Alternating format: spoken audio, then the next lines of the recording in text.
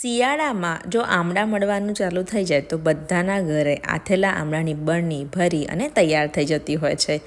આજે હું તમને સરસ રીતે આથેલા આમળાને આથતા લગભગ 7 થી 8 દિવસ થતો હોય છે તો એકદમ સરસ એ અથાઈ જતા હોય છે.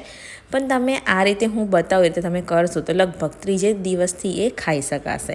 પહેલાં આમળાને સરસ ધોઈ અને આ રીતે જે નિશાનવાળો ભાગ હોય ત્યાંથી તમારે ચપ્પુની મદદથી કટના નિશાન લગાડી દેવાના છે અને પછી તમારે ગોળ ફરતે ફરીથી એક ચપ્પુનું નિશાન લગાવી દેવાનું. આ રીતે કરવાથી આમળા એકદમ સરસ રીતે અંદર સુધીને અથાશે. એટલે જે આપણે મીઠું અને હળદર નાખીએ છીએ તો આ રીતે તમારે ચપ્પુની મદદથી કટ લગાવી દેવાનું છે. હું બધા જ આમળા જે છે એને આ રીતે ચપ્પુની મદદથી કટ લગાવી દઈશ. તો બસ તમારે આ જ રીતે તૈયાર કરી લેવાના છે પહેલાં સરસ રીતે. અહીં આગળ ચપ્પુની મદદથી તમારા આમળા જો કટ થઈ ગયા હોય પછી એની અંદર આપણે મીઠું એડ કરવાનું છે અને હળદર એડ કરવાની. જો તમે હળદર ના ખાતા હોય, હળદર ના ભાવતી હોય તો તમે એને સ્કીપ કરી શકો છો, કાં તો પછી તમે ચપટી જ હળદર નાખવાની છે. આગળ લગભગ 2 ચમચી એટલું મેં મીઠું એડ કર્યું છે, કેમ કે પાણી આપણે આથવાનું છે એટલે મીઠું થોડુંક નાખવાનું છે.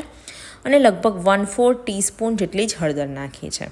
હવે એની અંદર તમારે ઠંડુ પાણી નથી એડ કરવાનું. તમે થોડુંક ગરમ એટલે એકદમ ઉકળતું પણ નહીં, ટચ થાય એટલું તમારે હસીકું ગરમ પાણી એડ કરવાનું છે. આવું કરવાથી તમારા આમળા એકદમ જલ્દી અથાઈ જશે. હવે આ સરસ રીતે તમારે એકવાર ચમચીની મદદથી મિક્સ કરી લેવાનું છે. પછી તમારે એને ઢાંકીને લગભગ 1 થી 2 કલાક જેવું આ રીતે જ રહેવા દેવાનું છે અને પછી તમારે એને બોટલમાં ભરવાનું છે. તો બસ અહીંયા આગળ હવે હું એને સરસ આ મિક્સ થઈ ગયું છે તો હું એને ઢાંકી દઈશ અને પછી 2 કલાક પછી એને હું એક બોટલમાં ભરી દઈશ. અને તમે ત્રીજે દિવસથી આમળા એકદમ સરસ રીતે અથાઈ જશે.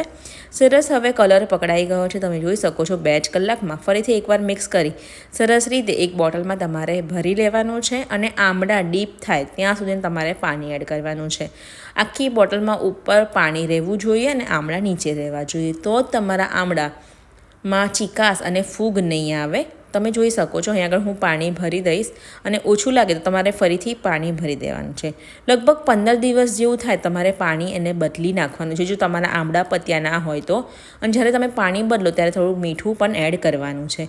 તો મારી તો આમળાની આ બોટલ ભરી અને તૈયાર થઈ ગઈ છે. જોયું ને?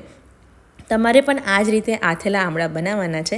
રેસીપી સારી લાગી હોય તો લાઇક કરજો, શેર કરજો અને ગુજરાતી કિચન યુટ્યુબ ચેનલને સબસ્ક્રાઈબ કરવાનું બિલકુલ ના ભૂલતા. આપણે હવે એક જલ્દી 1 મિલિયન થવાની તૈયારીમાં છે. તો આ રેસીપીને વધુમાં વધુ શેર કરજો અને અમારી ચેનલને તમારા ફ્રેન્ડ્સ અને ફેમિલી ગ્રુપમાં શેર કરો. અને હા, સબસ્ક્રાઈબ ના કર્યું હોય તો સબસ્ક્રાઈબ કરવાનું બિલકુલ ના ભૂલતા. મળીશું એક આવા નવા વિડીયો સાથે. ત્યાં સુધીને આવજો.